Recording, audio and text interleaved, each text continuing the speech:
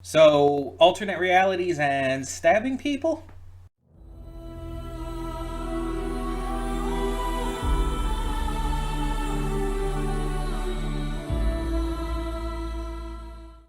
Hey everyone, welcome to Princess of Gay. I'm your host Connie, and welcome to the third part of the 2024 holiday special. And we're here with It's a Wonderful Knife. This is clearly a parody on It's a Wonderful Life, which is one of the preemptive classic Christmas movies, one of the big ones you really think of. And we actually reacted to that on this channel in a previous year, so check that out on the channel. But this is part of our holiday special in regards to kind of like campy horror films for the holidays. Initially, the idea, the theme for this year's holiday special was just horror films, happy horror days. But it kind of ended up being like campy movies. That wasn't entirely the intention. I was just looking up like holiday horror films, and these are what came up. So I haven't seen them. We get to them. But yeah. So from what I remember of It's a Wonderful Life, it's about this guy who had kind of these issues going on with his work life. Things ended up going wrong at his job, and it led to him being suicidal on like Christmas Eve. An angel comes down and shows him what life would be like without him and how he's positively affected people. And it gives him a new perspective for Christmas and everything. It's a nice, feel good movie. And it was really well done. I don't think it was a bad movie at all. It was, while a little cheesy, sure, it was very well acted, very well written and directed. I enjoyed it. But this is a horror kind of, I guess, parody of that. I don't know how that's going to work. I don't know what the plot of this is. I don't know who's in it. I don't even know when this one came out. All I know is that it's a horror play on that, and I'm just curious to see what that's going to be like. It sounds like a really interesting concept, just from the base, and I'm very curious as to how that's going to work out. Also, just off a note, if you hear the dog like skittering around right now or anything, I don't know, like I hear her so clearly, but I don't know if it's picking up on the mic for you guys. I was just getting the mail from outside as of when I'm recording this, and there was a cat, like I think it was a neighbor cat who was just wandering around outside, came right up on the porch, started like cuddling up to me and everything. And so the dog's kind of like on edge right now. She was barking at the cat, and now she's sniffing my leg because because the cat was rubbing up against it. It's a super nice cat, super friendly. I wish I had like something I could have given to it, but I didn't really. We don't have cat treats. We only have a dog, so nothing I could have really given to it, unfortunately. But yeah, the dog was losing her mind because it was a cat. So if you hear her sniffling around or shuffling around the room or whatnot, that's what's going on. Also, Jesus, that came right out. There's like been notable cloud cover, and then all of a sudden, just an open spot in the clouds, sun blast in my face. But yeah, so I'm definitely interested to see what this movie is like and how it, I guess, plays on the idea of It's a Wonderful Life, just horror. So we're gonna see. We're gonna get into this, hope for the best, see what this film has in store for us. So let's do so. Cutting in here real quick to remind you of all the awesome content we have on the channel. Between Monday and Friday, we have a plethora of awesome series reactions with 2 on Wednesday. We also have movie reactions every Saturday and Sunday. I do pre-record them during the week, but upload them on the weekend. And don't forget about all the gaming content over on the Princess of Gaming channel. We have Baldur's Gate 3 every single day, Horizon Forbidden West on Mondays and Fridays, Tuesdays and Thursdays is Life is Strange, Wednesdays and Sundays is Red Dead Redemption 2, and on Saturdays we have Nier Automata. A lot of great gaming content every day. Don't forget to click the link in the description below to follow it to today's reaction. I redirect everything just due to copyright reasons. And please subscribe to the channel and like the video if you want to see more awesome content such as this. So thank you so much for tuning in, and I will see you at today's reaction. And we are back with the flashing lights, and we'll begin with spoilers in three, two, one, now. Um, so with the first two movies of this holiday special, the main one, it's like this is good, this is enjoyable, this is fun. I had a good time with it. I understood the humor of it, the jokiness, the parody and satire of it all. And then we had Werewolf Santa, and it's like, okay, this movie is so actively poorly made. It is so like bad that it's kind of fun to watch because of that. Kind of so bad it's good, but not like amazing, nothing special, even within that kind of realm of things. This is the first of these movies for this holiday special that I would actually call great. And I don't mean like so bad it's good type of great. I mean actually great. I mean, this movie I would actually say is genuinely very well made, very well written, acted, um, directed, everything. And is it perfect? No. Very few movies are, almost none. But I think this was like genuinely like really top tier.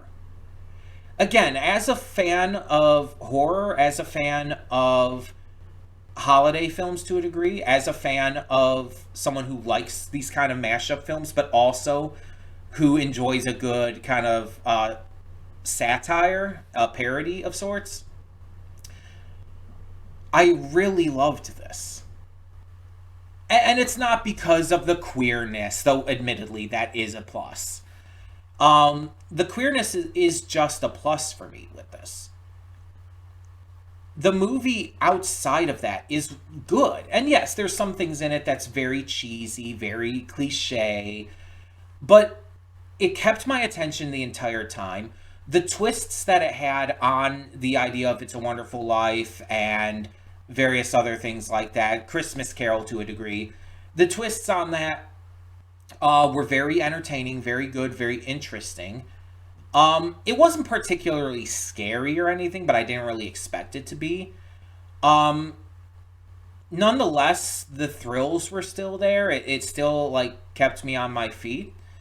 I enjoyed, like I said, the acting, even if some of it was cheesy. Justin Long, for example, it's like, dude, why Justin Long? Just why? Why do we keep putting him in stuff? But I mean, he played his role well here. He did as about as good as you can hope for him to do. Joel McHale was amazing. I still stand by his performance in the den there. Like that emotional, dramatic performance was so fucking good. Like I did not expect that. Um, and while I didn't know, I think any of the other actors, or besides the grandfather at the beginning, but while I didn't know like any of the other main actors or anyone in this, I still really enjoyed this. I enjoyed their performances. I thought they were great. I think they really stood out. And this movie, it's like, I looked up reviews on it, and apparently it's like kind of mid for a lot of people. Um, there's a lot of people who didn't like it or thought it's like, oh, it's okay, but it just doesn't do enough, or it's kind of boring. It's kind of like at parts and stuff.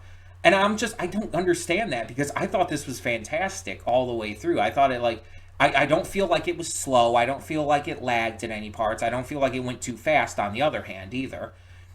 I feel like the pacing was good. The dialogue for the most part was great. The writing was great. The concept was fantastic.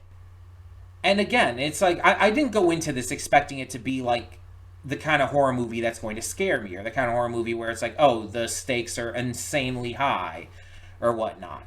I didn't go into this expecting that because that's clearly not what this kind of movie is supposed to be. It's literally a parody of It's a Wonderful Life.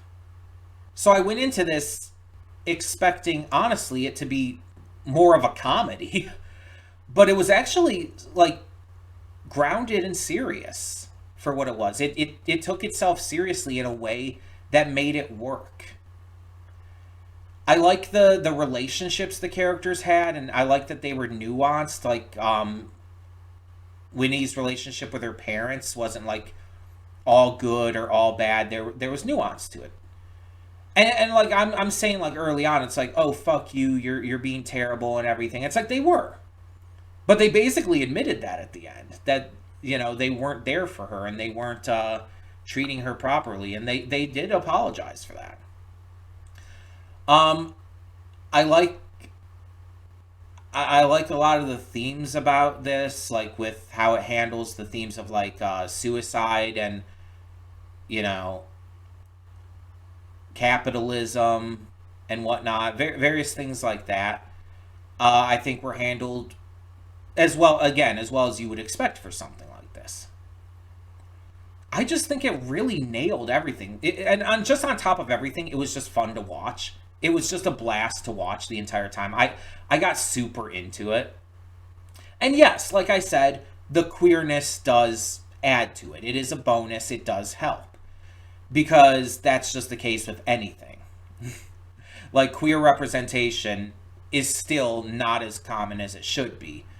And seeing a movie like this that just leads into it so strongly, having so many queer relationships and characters in it, it's great because let's see, you have the lesbian aunts, you have the brother who's gay, and then you have Winnie who is probably bi or pan, because she starts off the movie with a relationship with a guy and ends off with having a relationship with Bernie, and it's like, and it's just that's really cool, and it doesn't make a deal out of it at all. By the way, at no point does it like point this out to you in a way that feels unnatural. It's just like she has a relationship with a guy. They very clearly end up breaking up because he was cheating on her, and then she ends up getting a relationship with a girl. It's they never point out that she's bi or pan. They never make a big deal out of it. It's just a thing, and I like that. It felt very naturally handled. Um, I just also like her relationship with Bernie because it feels very natural. It never felt forced. It never felt like, oh, we have to give her a female love interest because representation. No, it never felt like that. It felt very natural in how their bond formed and, grew as the movie went along and as they continued working together to try and stop, the killer and get her back. I'm actually really surprised that Bernie ended up going to that world too. There's like two sides to it, I feel, because it's like on one hand, the Bernie of the alternate world gets to survive and gets to, thrive after all of the pain and everything she went through. But what about the Bernie that of this world normally? She's just gone. Her consciousness, her existence is just gone now, replaced by this alternate version of herself. It's like that's kind of weird. I mean, that's kind of weird, right? But it doesn't like hurt or ruin the movie in any notable way. It's just a thing to think about and wonder about, like, but it also adds to a happy ending because it's like, how are you gonna like believably put her back into a relationship with this world's Bernie by the very end? I just feel like they would have to do like another time skip to make that work. So instead, they just had it so that she came back too after, being shown how much she matters and told how much she matters by Winnie. She gets to have a happy ending too, which I actually really like. I like that Bernie does get to have a happy ending. Because it's like a lot of times you'll see movies like this and the alternate versions of these people will just, stop existing. And it's like, okay, what about their happy ending? Well, they just don't matter anymore because our main character went back to their world. This instead it shows us that everyone matters. It's like, oh, it's not just you matter in the moment, but I have to get back to my world and then you're just going to stop existing. So it's like, how much did you really matter? No, it's like you matter. And you're coming back to my world with me to prove that. That you get the chance to live, that you get the chance to thrive. Everything is all good. So there's a lot of positives to that choice and a lot less negatives. There's some issues with it, again, that just comes across with, like, what about this world's Bernie?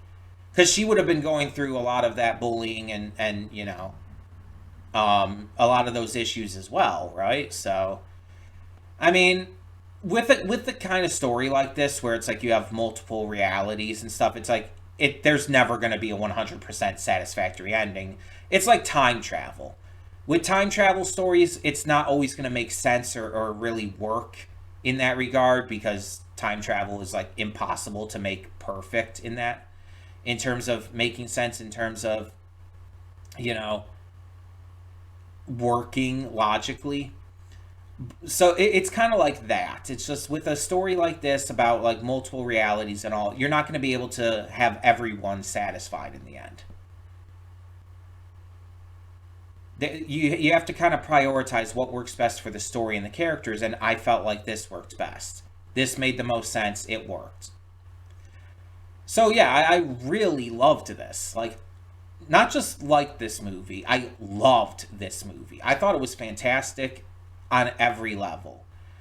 I'm really happy that this is something that I just kind of randomly chose. Like I said, I was just looking up holiday horror films, and I this was one of the ones I just saw, and I thought It's a Wonderful Life, like a parody of It's a Wonderful Life. I got to do that. That was pretty much my thought.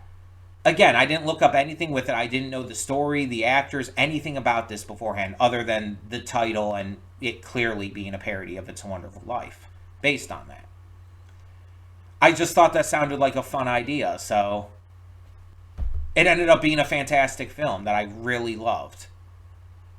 It kind of sucks. There's a part of this, though, that really does suck, that this kind of missed out on being part of the Princess of Gay Awards because of my time for that. For those who don't know, the same day you're seeing this is the day the Princess of Gay Awards goes up on the channel. And because of when I recorded this and everything as well, it missed the deadline that I had to set for when I could count for things to count towards the awards, because I had to get a bunch of graphics and everything made. Um, so it's like I couldn't count this. But I'm just telling you, this would have been in at least my top five for movie reactions that I've seen this year, if it could count. So there is that. Take that into account. I guess technically it could count towards next year, though by the time we get to next year's awards, that'll probably not be on the list anymore because other things will have surpassed it. But I don't know. Maybe I'll preemptively add it to the list. But that all being said, the final part of the 2024 holiday special will be next week on Christmas Eve, which is Tuesday. It'll be Terrifier 3. It is the final part. I am super excited for it. I love the first two Terrifier films, so that's definitely the big draw for this holiday special. It'll be the only reaction posted next week as well, because after you've seen this and after the Princess of Gay Awards go live, that's when the winter break starts. We will be back coming into the new year on December 3rd, or not December, January 3rd. January 2nd, I will have a stream on the Princess of Gaming channel, but reactions will start on Friday the 3rd. And movies will be the next week after that, because movies will obviously not be able to be gotten to right away. um, but yeah, so I'm really glad I ended up checking this out. I hope you enjoyed it as much as I did. I hope you enjoyed the reaction. Let me know your thoughts. And for now, I'm Connie, and I'm signing off. See y'all next time.